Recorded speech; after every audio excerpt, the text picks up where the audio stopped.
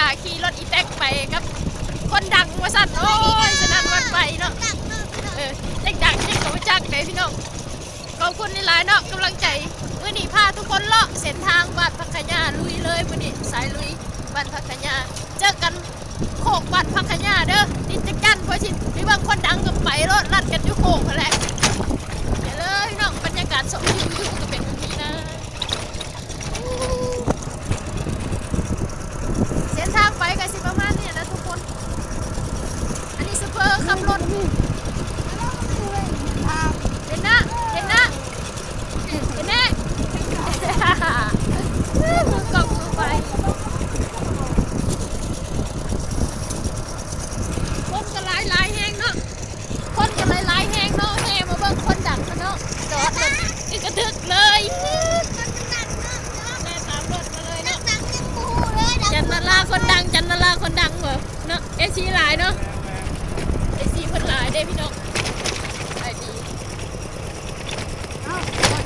ไอ้ที่มันไหนเป็นข้างหลังไอ้ที่น้องเป็นน้องอ้อมครับอาจารย์แม่งรถก็ต้องอายเหรอบอกกันได้พี่น้องบอกกันได้หายเลยรอพี่น้องเบิ่งบรรยากาศชมวิวไปเรื่อยๆ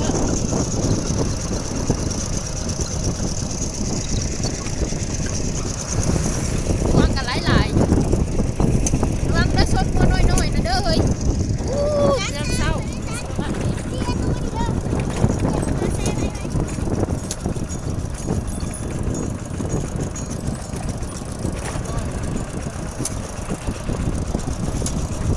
มันแคม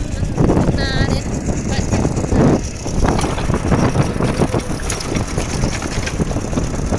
ดีจ้ารอมีรถล็อกยามเศร้าๆกันสิบรรยากาศแน่หน่อยนึงเนาะเพราะว่ามันตกมีแดดกับอีกกันเป็นแค่เนาะของเรา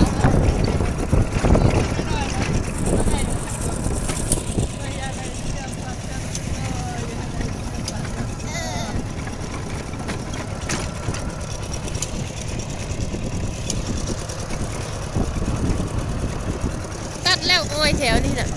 งัวกินกำลังปงปล่อยงัวกินแล้วโอ้ย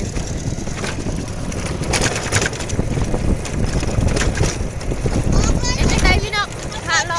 กะอีทะลึงตึงนั่งแน่นอนเสียงรถก็ได้เพราะว่าเอาขี่รถแดกรอตรงนั้น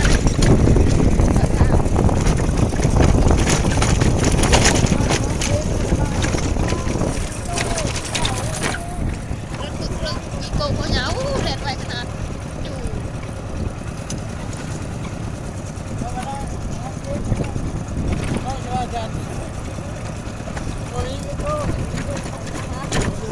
มีแต่รถไทย